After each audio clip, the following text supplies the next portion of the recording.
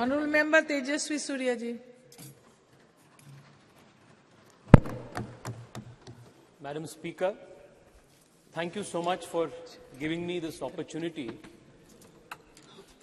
to speak in the very first special session of this Parliament in this new Parliament building. We have assembled here today to discuss and pass a resolution congratulating our scientists, the scientific community of the country, for their glorious achievement in successfully completing the Chandrayaan Mission 3. On behalf of 1 billion Indians, and most importantly on behalf of young Indians who look up to climbing new frontiers in science and technology, I thank all the scientists of ISRO for inspiring a generation of Indians by achieving something that was considered impossible. It's only rare that in the history of a nation, moments like this come, which inspires and unites a nation, and the landing of the Chandrayaan mission on the moon was one such rare moment where the whole nation stood in unison, saluting the scientific prowess and achievement of this great country. While I am indeed proud that our country became the very first nation in the world to land successfully on the south side of the moon, I am even more proud that I represent a city which is the science capital of India, and even this mission Chandrayaan 3, while it is made in India, it was also made in Bengaluru, the city that I represent. Most speakers who have spoken earlier than me have highlighted the achievements of ISRO in the last few decades and how the scientists of ISRO have not only shown the world how to make efficient space missions, but also do it in a cost-effective manner. I wouldn't want to repeat most of the points that have been already covered. I would only want to say that the last 9 years have truly been historic for the country, even in the space and technology realm. Under the leadership of the Honorable Prime Minister, not only have we increased the budget for ISRO, budget for space exploration by a whopping 142%, we have also strengthened scientific institutions, whether it is CSIR, whether it is funding for IISc, or leveraging technology to benefit the last mile delivery of services to the people. UPI की बात हो या ई-नैम की बात हो, startup से लेकर sericulture engineering तक, स्पोर्ट्स इंजीनियरिंग से लेकर क्वांटम कंप्यूटिंग तक, अटल इनोवेशन मिशन से लेकर नेशनल रिसर्च फाउंडेशन तक, कई सारे चीज पिछले 9 साल में मोदी सरकार ने किए हैं जो अपने देश के साइंटिफिक इंस्टीट्यूशंस के फाउंडेशन है, इसको बलवर्धन करने के लिए हिस्टोरिक एंड रेवोल्यूशनरी चीज पिछले 9 साल में हुए. Madam, I wanted to keep my speech as apolitical as possible. I wanted to keep my speech as academic as possible. But the speakers from the opposition benches have indulged in a continuous Nehru bhajan from morning, instead of doing a bhajan of ISRO and ISRO scientists. And that is leaving me with no option but to correct and place before this honorable house, this august house, some very important facts about what was the contribution of certain figures whose hagiography is trying to be written today by members of the opposition. an impression is made to be given that everything scientific in India, all scientific achievements in India, whether it is ISRO, whether it is DRDO, whether it is CISR, whether it is IISc, every scientific achievement in India is credited to Nehru. But the reality is far from that. Madam Speaker, I want to highlight to you the fact that most of the scientific institutions that are a nation's pride today were all started by people in pre-independence India when Nehru had no role to play. And all those pioneers who had the grand vision to establish these institutions, even at the time of the British India, are not even mentioned, even cursorily, when the nation is celebrating its scientific prowess. I only want to take the example of one or two people. Kanimoyiji, I am quoting the example of Arcot Mudaliar, coming from Tamil Nadu. Please hear it out. In 1942, when India was not independent, Arcot Ramaswamy Mudaliar, he envisioned an institution by the name Council of Scientific and Industrial Research in India and established it from 1942 to 1942 with the help of Shanti Swarup Bhatnagar. Nehru had nothing to do with it. Today, most number of patents in the country are filed because of CSIR, and it is one of the most important scientific research organizations in the country, and Nehru had nothing to do with it.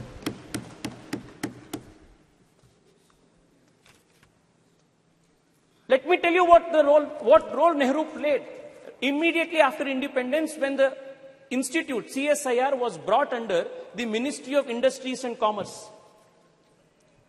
In one of the meetings, at the very beginning of the CSIR after independence, Pandit Nehru says, the members of the governing body will appreciate that it is difficult for me to devote much time to many aspects of the work of the council. For the present everyday work, Dr. Shyama Prasad Mukherjee will, however, look after the council. It was because of Dr. Shyama Prasad Mukherjee, the founding father of my party, the earlier avatar of the Bharatiya Janata Party, Jansangh, that the country's earliest scientific establishments were strengthened and gotten strengthened at the root level. Dr. Shyama Prasad Mukherjee, as the Minister of Industries and Commerce, set up the National Physical Laboratory, National Chemical Laboratory, National Metallurgical Laboratory, Fuel Research Institute, Ceramic Research Institute, Central Leather Institute, Central Electrochemical Institute. All of these institutions were started, strengthened, and supported by Dr. Shyama Prasad Mukherjee. But today, Arcot Ramaswamy's name is not mentioned, Dr. Shyama Prasad Mukherjee's name is not mentioned, Shanti Swarup Bhatnagar's name is not mentioned. Morning till now I have been seeing it's only Nehru Bhajan that is going on. The cosmos of the Congress party starts with Nehru and ends with Rahul Gandhi. It is unfortunate, but it is necessary for us to inform the nation through this August House what Nehru truly did, even when it came to atomic research. I want to draw the attention of the members from the opposition when acquisition of missiles and research in atomic bombs, nuclear bombs, for protecting the country's national security, energy security was made to Nehru. This is what Pandit Nehru says, and I quote, the distribution of this toy, the toy that he is mentioning is the atom bomb, a nuclear bomb. The distribution of this toy, the atom bomb, ballistic missiles and the like to countries will not only be dangerous, very dangerous, but it will completely poison the already disturbed atmosphere of the world today. He then goes on to say, the making of the atom bomb is dangerous and dreadful, and he was the first person to advocate the resistance policy of excluding India and other Asian nations from the nuclear club, a policy that would later be written into the non-proliferation treaty that India would spend decades fighting, when he claimed that the going of this atomic weapon into an Asian country's hands would be a dreadful thing, a very dangerous thing. It took an Atal Bihari Vajpayee to make the nation a nuclear capable nation in 1999, 1998. It was very different. You know, Manishji, you know the details. You know how different 1974 and 1998 was. You know what was the difference, Manish? You know what was the difference. You know what was the difference between the two. You know what was the difference between... You know what was the difference between Indiraji's time and what was Atalji's time. We never did it in an apologetic matter. We did it as a matter of conviction. Okay. Madam Speaker, if you look at the history, there is one thing that will be clear. काम हमेशा दूसरों का होता है, credit तो नेहरू का होता है. Even in the case of Chandrayaan, it has been the same case. Chandrayaan first, it was our Prime Minister Atal Bihari Vajpayee who approved Chandrayaan first in 2003. What happened? It was in 2008 that the impact mission reached the moon. And then the Congress government, UPA government, what did they do? The point on which the impact rover met, they named it as Jawahar Point. When Nehru had nothing to do with Chandrayaan 1, the impact point, however, was Jawahar Point. Former ISRO chief, let us talk about Chandrayaan 2. Former ISRO chief, Madhavan Nair, has gone on record to say that for political reasons, UPA2 delayed political clearances, denied approvals for Chandrayaan 2. It was Chandrayaan 3 again, our government, Modi government, that approved Chandrayaan 3, and despite the loss, despite the challenges that we faced during Chandrayaan 2, the Prime Minister was there in Bengaluru, patting the back of our scientists, strengthened them, motivated them, and prepped them to make sure that Chandrayaan 3 was a success. The difference, Madam Speaker, is when Chandrayaan 3 met with success, the Honorable Prime Minister of the country named the point as Tiranga Point and Shiv Shakti Point and not did bhajan of any particular individual. Please conclude. Madam, allow me 2-3 minutes more, please. Please. There are 2-3 important issues that needs to be brought to the notice of this August House. Madam Speaker, the difference between naming Tiranga Point, Shiv Shakti Point and the naming of Jawahar Point, the worldview, the difference in the worldview is what differentiates the Congress, the India Alliance and the Bharatiya Janata Party and the NDA Alliance. This is the difference. Madam, I want to take another example. Madam, I was listening to one of the speakers from the opposition credit Rajiv Gandhi for telecommunication and computer revolution in India. With all humility, I want to submit that the doyen of the country's computer industry and BPO industry and IT industry, N.R. Narayan Murthy, a few years ago, went on record and said that when they started Infosys, he had to travel 50 times to Delhi and it took 3 years for him to purchase one particular computer, import one computer. This was the state of affairs of this country for entrepreneurs, for scientists who wanted to start something new. And again, the credit काम किसी ने दूसरे ने किया, credit तो राजीव गांधी को जा रहा है. Madam, I also want to point this out. The exploration of space, the quest to understand what lies in the space is not something new for this civilization. Starting from the Rig Veda to this day, the journey has been continuous. Aryabhata, Varahamihira, Bhaskara, all of them postulated theories on units of time, of understanding how the heliocentrism of the solar system works. All of these indicate the natural quest of the Indian mind to understand the secrets that lie beyond the space. Never in our history, never in our civilizational history was any scientific man or woman persecuted, hunted down for their beliefs, for for their theories and postulates. Whereas in other civilizations, you will find examples of the Hypatia of Alexandria who was stoned to death. Galileo Galilei, Nicholas Copernicus, Johannes Kepler, many such scientific minds were persecuted for various reasons. But this is the only civilization in the whole world where scientists and people of science have never been persecuted all through the civilizational history. Thank you. The only exception to this, please, madam, please give me 2 more minutes, madam. The only exception to this is the persecution of a scientist from ISRO by the Kerala Congress government, Nambi Narayan, and this is the only exception where a scientist was persecuted for political reasons by the Kerala Congress government. I also want to remind you that it was in 2013 that Honorable Prime Minister Narendra Modi, as the candidate for Prime Minister, as the BJP's candidate for Prime Minister, when he visited Thiruvananthapuram, visits Nambi Narayan, promises that the country will stand by him again.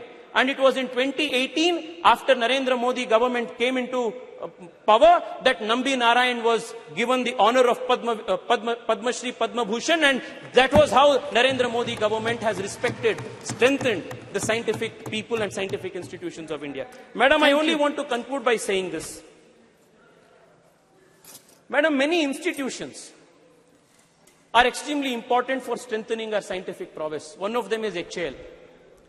I come from Bengaluru, and I want to tell you that just 7-8 years ago, the state of HAL was in dire distress. Today, not only is the company, the organization manufacturing LCA Tejas, but in recent meeting of the Honorable Prime Minister in Delhi, in US, along with GE, they have gotten into a memorandum of understanding to manufacture GE 414, F1414 engines with 80% technology transfer that is going to make India a superpower in this. Madam, Madam Speaker, I will conclude with just this. I will conclude in 1 minute, madam. In 1 minute. Madam,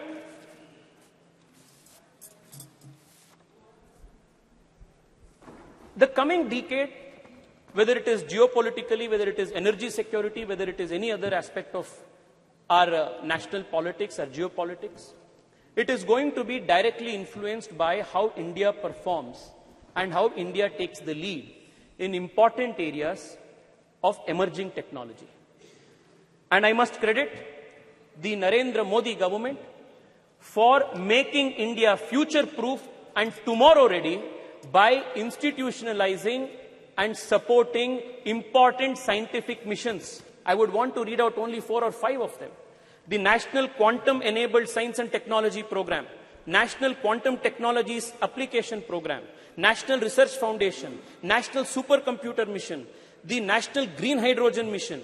All of these are important programs that the government of India has undertaken to make India a pioneer in emerging technologies. One of the points that was made by Karti Chidambaram ji, one of the points that he made, a very relevant point that he made, was how to popularize science among young people and students. I want to tell him that the Modi government in the last few years has been working with a mission focus to popularize science among children. And the Atal Innovation Mission and building of 10,000 Atal Tinkering Labs in our high schools, with the objective of nurturing 10 lakh young minds who will explore the frontiers of science, is an example of how the Narendra Modi government is trying to make science and technology a popular culture in the whole country. Madam, I only want to conclude by saying this. Please conclude, please. I will conclude. The other people. Madam, all of these aspects that has taken place in the last 9 years. I mentioned UPI, Digital India, Startup India, to the startups that are now emerging in space technology. One of the most promising startups in space, called Pixel Space, is run by an Indian engineer who comes from a small town called Chikmagalur, has raised a few $1 million from Google. The boy Awais Ahmed is a CEO of this and hails from Chikmagalur. It is possible only because the Modi government opened the space technology space for private players. Madam, the next few decades is going to be extremely important for the country in strengthening our industrial, our scientific institutions and making India future ready, India tomorrow ready. And we are extremely fortunate that at such an important point in history, we have the leadership of Narendra Modi, who has been leading this country with such foresight and vision. I want to once again congratulate the Prime Minister for his deftful leading of this country, deftful leadership for this country at such an important time. Thank you so much, ma'am. Thank you.